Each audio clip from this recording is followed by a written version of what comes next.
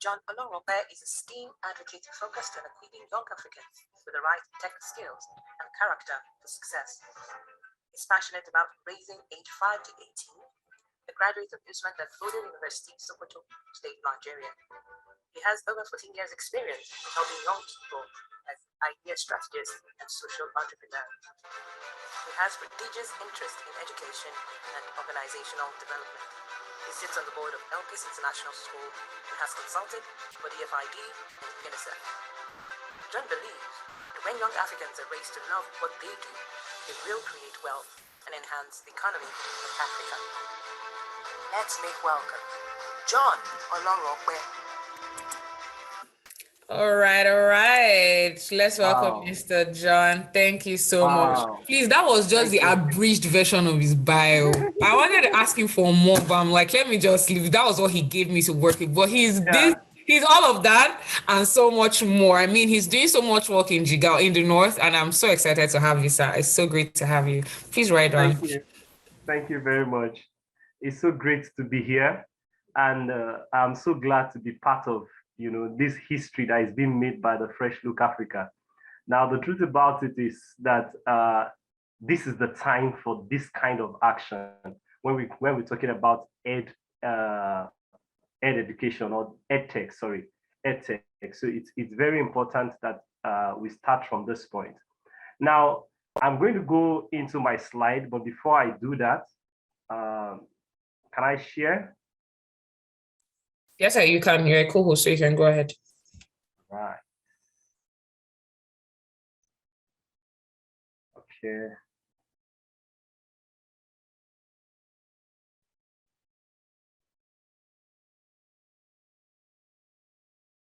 Right. Okay, can you see my screen now?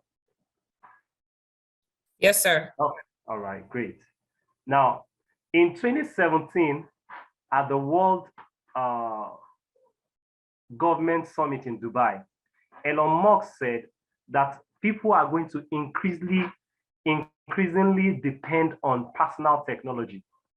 And it will come to a point where the human intelligence and the machine thinking will come together. Now, we see already in our society that we have eyes that have been created to make a blind person to see using technology. We see that glasses have even been created for blind people to see.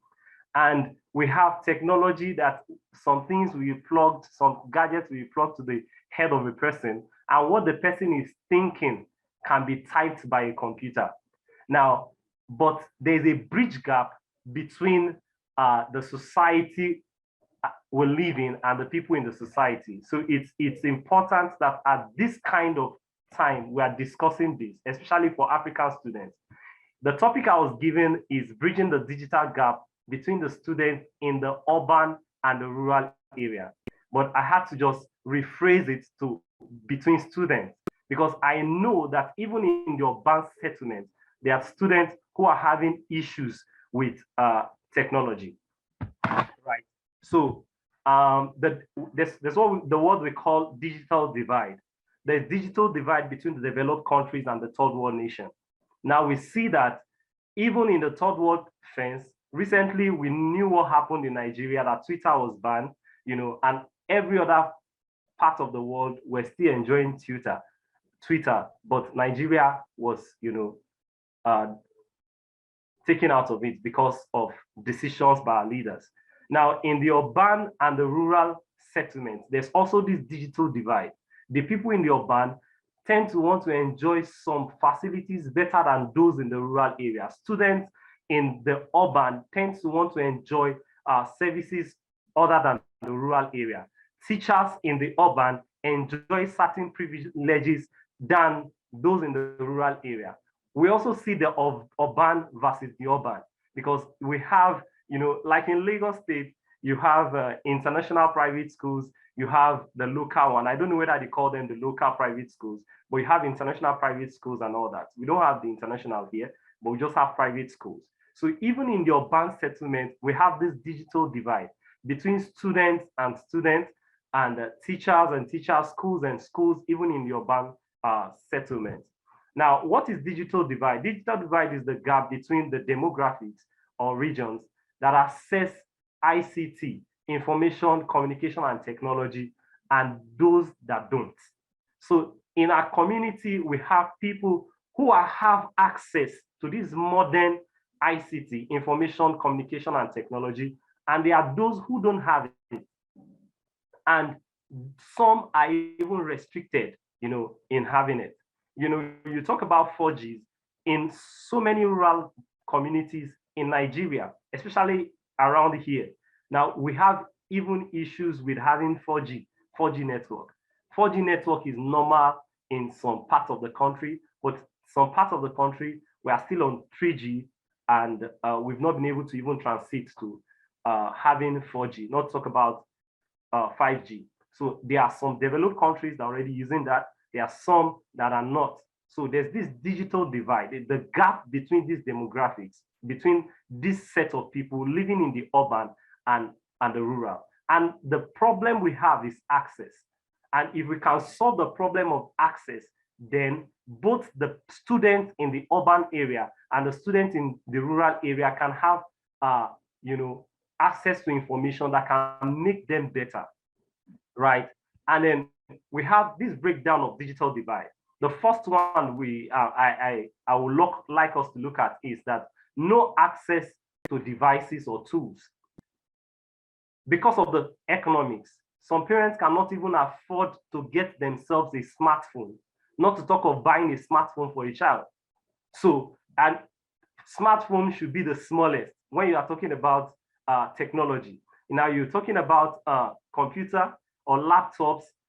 Some parents cannot even afford that. They are thinking of what to eat, just like the issue raised by my friend in Zaria. You have 100 students in a class. You can imagine a teacher to 100 students. You don't have enough teachers. 100 students. How do you want to even cope with them? And then now you are now bringing in technology for these 100 students. How do you want to solve the problem of access?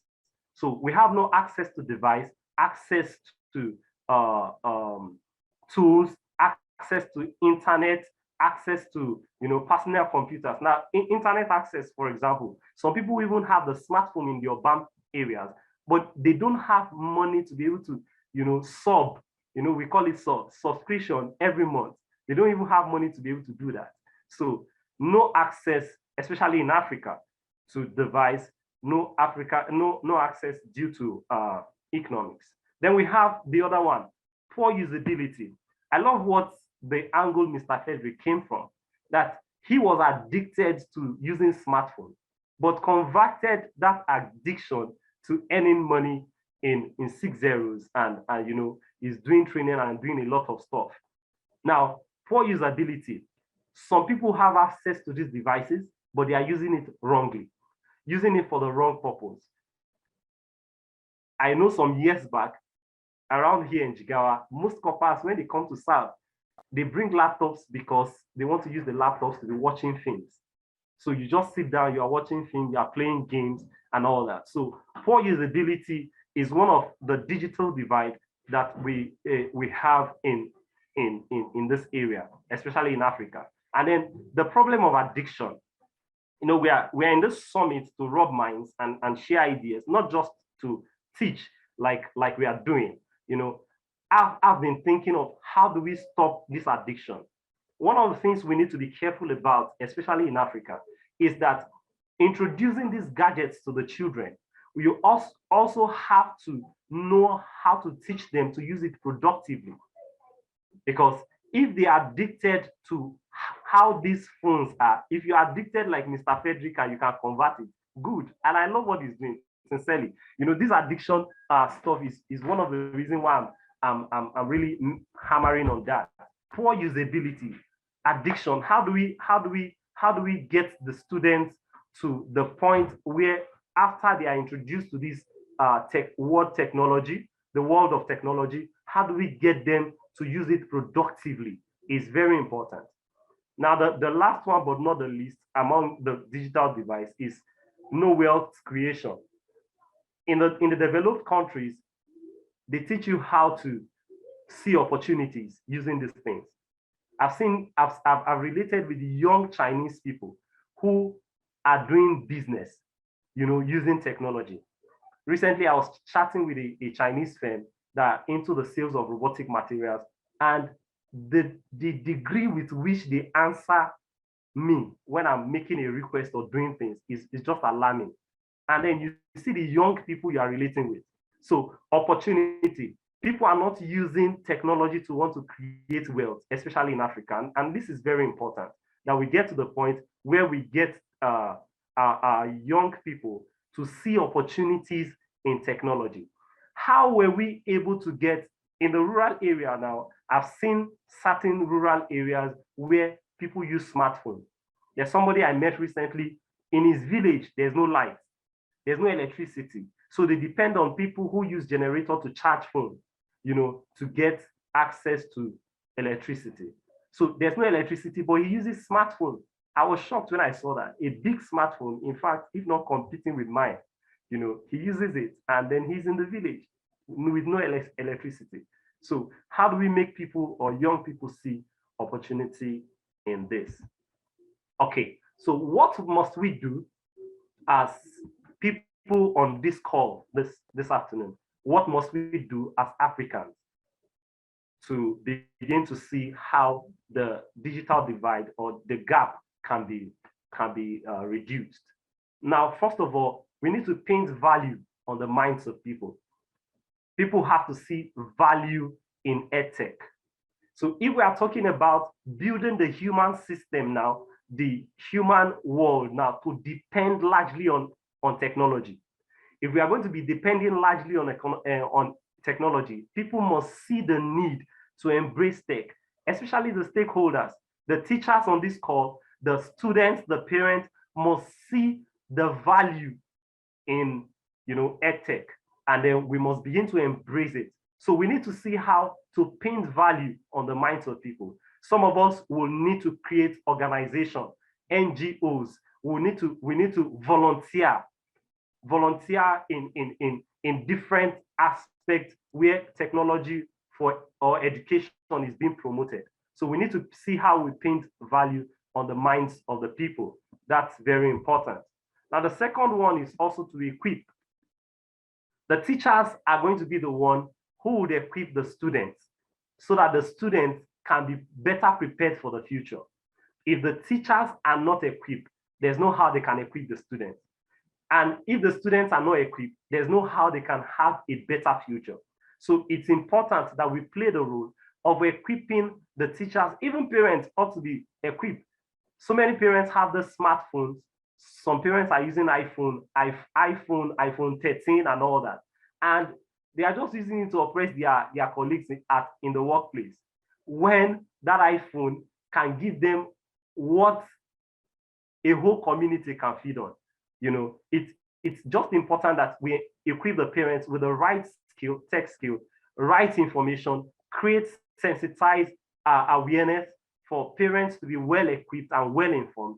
Teachers have to be well informed, on how these things are used, given the right skill. And I love the concept of the Skilled Teacher Academy.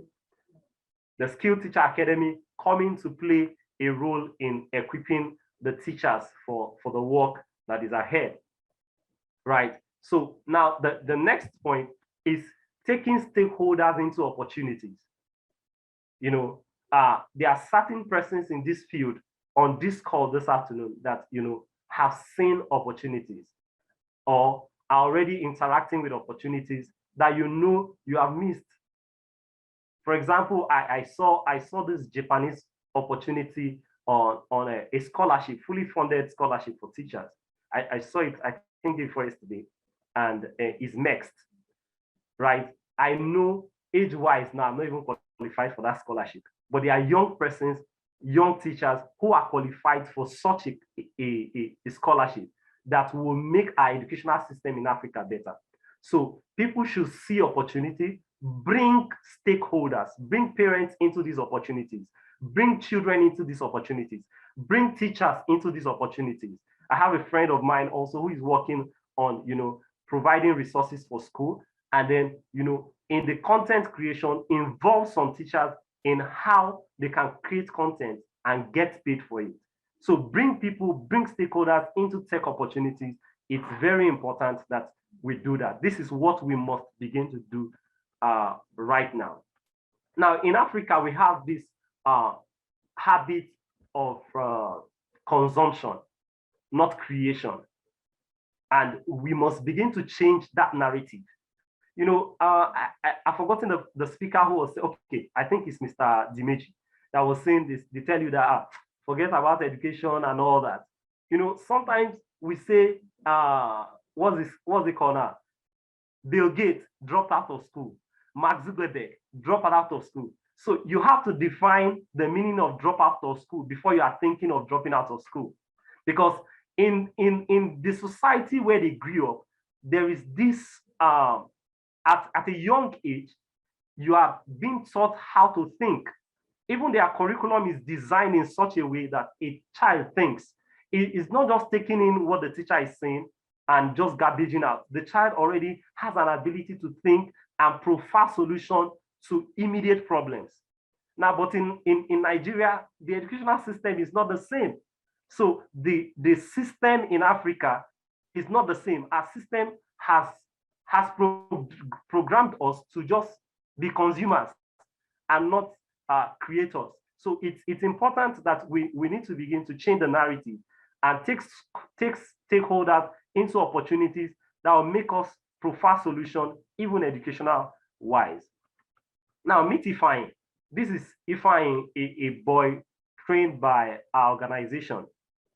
You know, during the 2020 COVID-19 issue, I began to think that we are left behind, especially in Africa.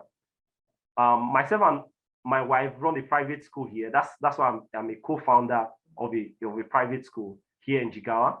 And then, you know, I saw a niche. August 2020, there was vacancy of 1.2 million persons on cybersecurity. 1.2 million vacant jobs on cybersecurity. And, you know, tech is going to create more jobs in the future, and it's creating people to fill in those job spaces. They are very small, they are minute. And I know that the way the society is going, we will be depending on robots, on machines to do a lot of things. You know, Elon and the SpaceX people are presently thinking of how to, you know, have 1 million settlements in Mars. And these 1 million settlements are going to be built by self-replicating robots. Self-replicating robots are going to build 1 million settlements in Mars.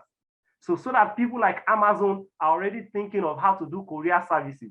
That, you know, when some people go to settle in Mars, if they need to pick some things on Earth, Amazon and the likes will come help them pick stuff from here. So I developed this interest for robotics. And I know that my niche is to train children on how to use, you know, have this skill, robotic skill. So, but delving into that field, I discovered that robotics material is very expensive, number one. Number two, we don't produce anything. All the embendings that we use in Nigeria, we don't produce it in Nigeria. It must be shipped from abroad. So because of that, you know, I was now thinking that here in the north, in the rural settlements, I would say I'm in an urban town, but you know, compared to some of the developed cities in Nigeria, you may call it rural, depending on your definition. I know parents will find it difficult to be able to afford, you know, 40,000 or 45,000 for a child to learn robotics, buy the robotic kits and all that. So I began to think, how do we help children come into the space? So we came up with a program, Adopt a Child Scheme. Our company is a for-profit organization, but you know, to help children, you have to come with a community, a CRS, you know, you have to see how to, is it CRS now? CSR. Pardon? CSR. CSR, yeah, social responsibility, corporate social responsibility. Yeah, thank you. Now, so we have to come up with a program like that, adopt a child scheme. And then a friend from the UK said, I'm ready to adopt a child, and adopted Ifeanyi. Ifeanyi is from the eastern part of Nigeria, but the parent came to northern part of Nigeria to work, like we will say in Nigeria, to hustle. Now, the mom is even still in the eastern part of Nigeria. She's a farmer. The father is here, trying to do automobile repair and alignment of car like that here. And this boy was identified in his school, he's 12-year-old, identified because he comes to school with wires. It comes with wires to school, comes with battery, comes with motor, DC motor to school. While he's learning, his classmate knows that he's so passionate about electronics. And then we did the normal recruitment processes of how to get a child, adopt a child, and we got Ifeanyi, and Ifeanyi is so excited to be part of this. And already we're trying to see how to chart a course for him in that line. So this is Ifeanyi, and we know that there are so many millions of Ifeanyi, millions of Musa, millions of Aisha in the space in the northern Nigeria and in the rural areas, even in the west, in the southern part of Nigeria. There are so many of them. So as an organization, this is the little we are trying to see how to push. And I'm also calling on different speakers here, different stakeholders, to see how we can bring our voice. Someone talked about collaboration, collaborate, network, and ensure that we get the government's attention. Ensure that we get, well-wishers' attention to seeing that the children in the urban area, the rural area, get the right tech skill or right skill set to be able to compete with other children in other spaces and in other parts of the world. And then by so doing, we can make our society a better place. So the call is, if I will recap, paint value in the presence or in the mind of our stakeholders or whoever needs to be involved. As teachers must also see the need to be part of this drive. You are preparing the future kids, you must have the skill set to prepare the future kids. Parents must see that their times is different from the time of these children. It is so different. The way they think is different, and we must begin to put in our curriculum critical thinking, how the children can solve problems, how they can be creative. We must bring all these things even to the children in the rural area. And this is what we are trying to see how we can do. We are just new in understanding how this thing works, and we hope to want to do more. So I think with this, I'll just stop at this and take the questions.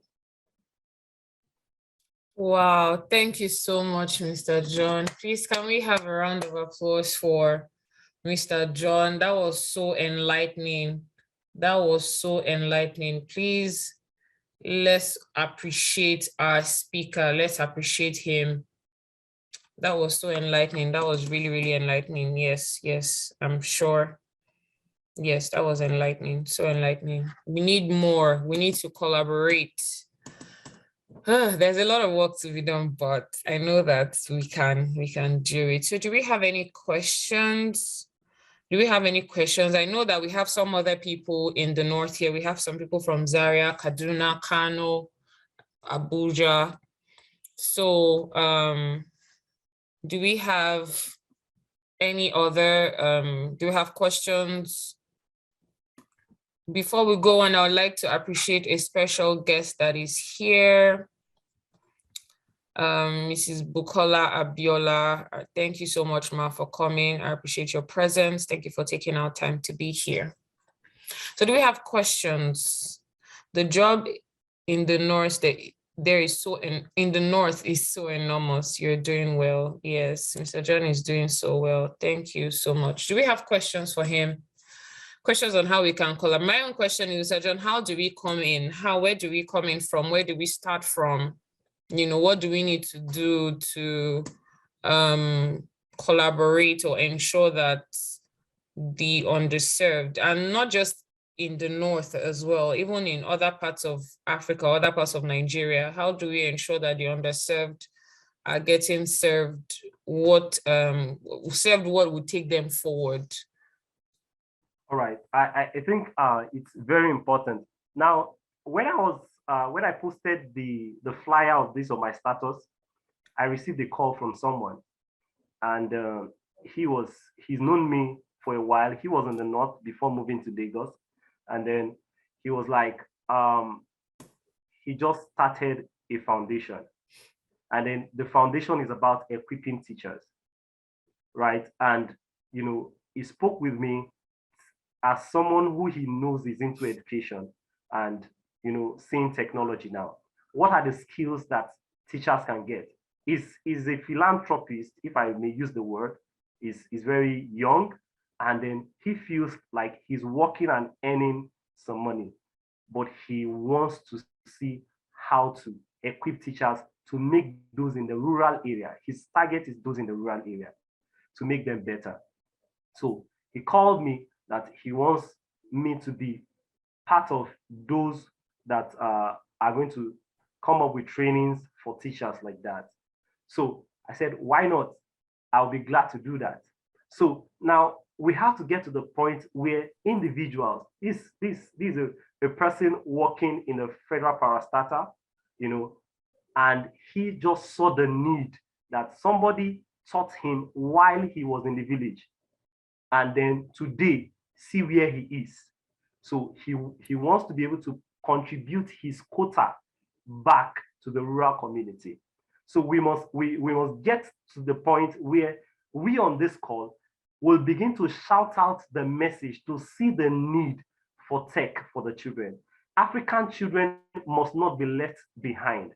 We have, it said by 2030, we'll have the largest population in the world, the youngest, largest population in the world, under 20. Africa is going to have that. So, and that's the reason why there's so much attention on Africa. So if we have this number of people, this large, youngest, and when you have vibrant youth, things happen. So we must learn to see how we come together as organization. If we don't have that as volunteers, teachers must learn how to volunteer. Some people don't know the importance of volunteering. You see how I came, to be able to consult for UNICEF, for example. It was through volunteering. I volunteered without, expecting anything in return. We have people who volunteer and you're expecting something in return. I volunteered without expecting anything in return. So we must begin to learn how to contribute our quota. Once we are 6 feet underneath, people will remember us for what we have done. Alexander Fleming, the person who discovered penicillin, the first antibiotics, his father was a farmer. He was a raw village person. And then, with time, he developed antibiotics. And today, antibiotics have moved from penicillin to a lot of research and all that. So people must begin to some of us must begin to find NGO, we must be founders of NGO. Some of us must be founders of paid organization where you need to get actors on board. If you remember the question I asked Mr. Dimeji on EdVest, we must get people to come on board to support this cause, because we are looking at Africa will be at stake if they don't get this skill set, if they don't get this thing, because humanity is depending on technology, and it will be for a long while. It's going to be for a long while. So we need to bring people on board, make people see the value, make government see the value. Last year we had a summit, the first robotic and AI summit last year, virtual robotic and AI summit, and we had a representative from NIGDA. The DG was the one we invited, but he couldn't make it and sent a representative. And as it is now, NIDA is very open to want to collaborate with organizations that are set for collaboration. So they organize organization, government parastatals like that, looking for people to collaborate with who have the passion, to drive these things, and we must just look for ways to see that the children are not left behind. So our quota, we volunteer, we create organization, we try to see how to bring actors into the field, and then sensitization is very important. Up till now, some parents are not seeing the need for this. And sometimes some of them, they have the fund, and some of them do not have the fund. So we just need to make parents see, or make every stakeholder involved see the value. Some private schools up till now have not embraced technology up till now, and they are private schools, not government schools. So when a state like Kwara State, I'm talking about Kwara because I saw them online, trying to embrace artificial intelligence and STEAM and all that. So we know the will of government, but beyond the government, we need to push. That's why I'm careful talking about government. Beyond government, we have to push on our own. What am I doing in my space to contribute my quota? Use these text tools to make my students better, and then from there we can go. See Mrs. Blessing, Miss Blessing Akpan, see what she said.